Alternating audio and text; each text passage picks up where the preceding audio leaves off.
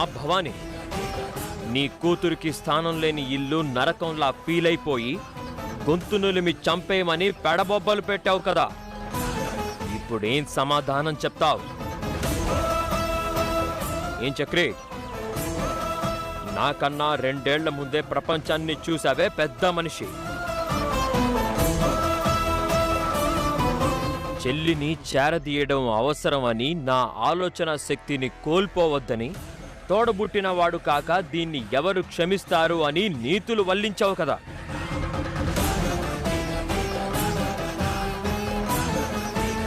ఈ ఇంటి పరువుని కాకుండా ప్రేమించిన వాడి బిడ్డని కడుపులో మోస్తుంది. ఇప్పుడు మాట్లాడు.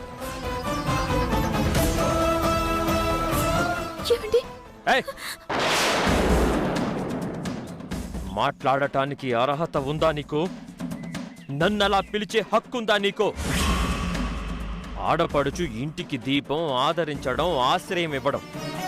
ఆ రోజు నువ్వెన్ని చెప్పినా, ఇన్ని పేర్లు పెట్టినా కుక్కతోక వంకర, జాలిపడడం అమాయకత్వం అన్నాను. దీని మనసుని అంచనా వేయడం అసంభవం అన్నాను. విన్నావా?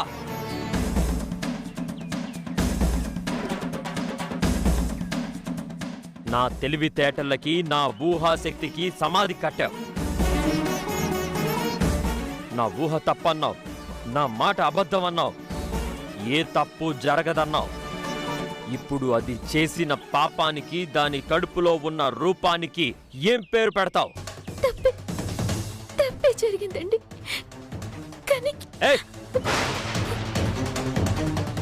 ఆ మాట ఇప్పుడు నువ్వు చెప్పడం కాదు. ఆ రోజు నేను ముందే చెప్పాను తప్పు జరుగుద్ది అని. కాని నువ్వు నేను హామీ అన్నావు, నాది బాధ్యత అన్నావు.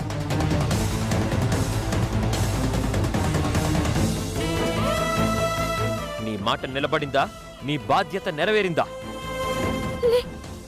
నెరవేర్లే. శాన్వి తప్పు చేసింది. శాన్విని నమ్మి నేను తప్పు చేసిన. కానీ శాన్వికి పరిస్థితి ఉంటుందని నాకు తెలియదు. శాన్వి కూడా తెలియదు. No more arguments.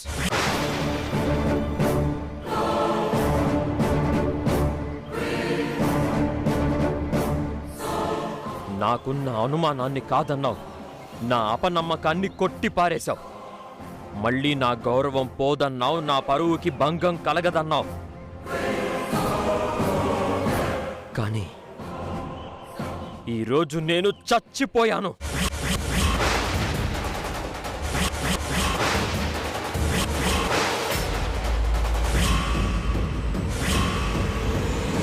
చావు చూసిన ఈ ఇంట్లో ఇది ఉండకూడదు. తప్పు జరగదని వాదించిన నువ్వు నా కంటికి కనిపించకూడదు. వెళ్ళిపోండి. ఈ క్షణమే మీరిద్దరూ ఇంట్లో నుంచి వెళ్ళిపోవాలి.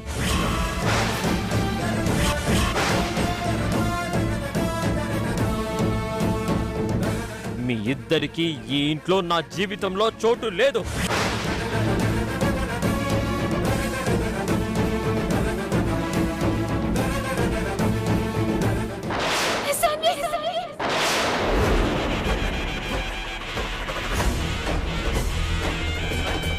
ఏమైంది? ఏంటలా అరిచావు? ఏం లేదండి. కలొచ్చిందా? ఎందుకు శాన్వి అని అరిచావు? అది శాన్వి పెళ్ళి కదా. పెళ్ళంటే సంతోషంతో కల రావాలి. నీకేంటి భయంతో నిండిన కల వచ్చింది? లే, భయం ఎందుకండి? కల మంచిగానే వచ్చింది. సరే, చెమటలు తుడుచుకో.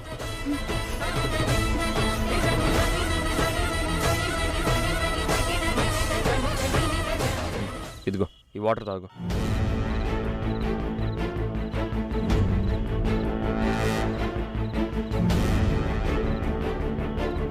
పడుకో.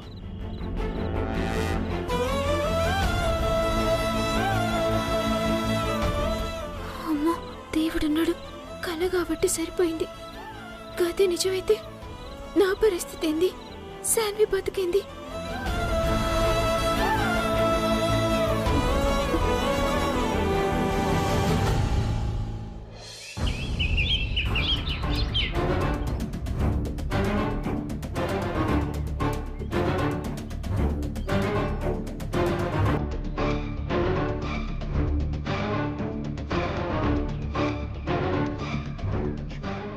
శాన్వి.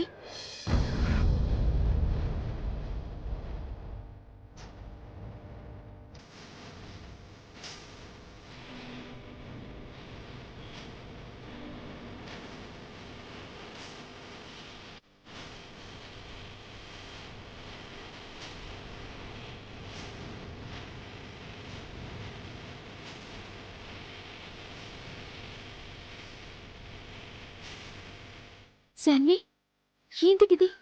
ఓకో, ఏడవకు. ఏడవద్దని చెప్తున్నా కదా. ఏం చేద్దాం అనుకుంటున్నావు శాన్వి?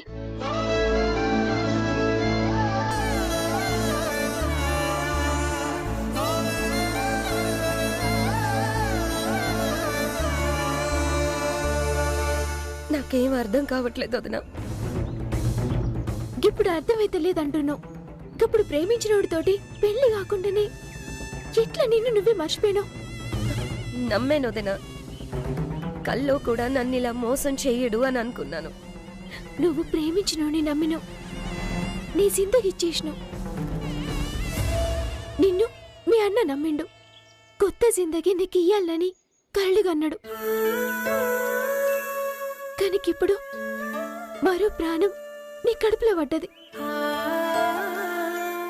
నీ బతుకు బాగుండాలని, మీ అన్న నిన్ను చేత పట్టాలని నేను నా జిందగీని అడ్డం పెట్టి నేను మీ ఇద్దరు నడుమల పడ్డా. పరిస్థితి ఎట్లుందో ఎరగనా? మీ అన్న ఏదైతే జరగొద్దు అన్నాడో, నేను తప్పే జరగదు అన్ననో, ఇప్పుడు గదే జరిగింది. మీ అన్న మాట నిజమైంది, నా మాట నాశనమైంది. సారీ వదినా, నన్ను క్షమించు. నీ సారీకి మచ్చని మాపుతుందా?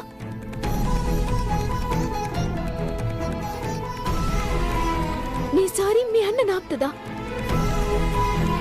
నీ సారీ వినయ్ కుటుంబం ముంగట ఇంటి గౌరవం నిలబెడుతుందా?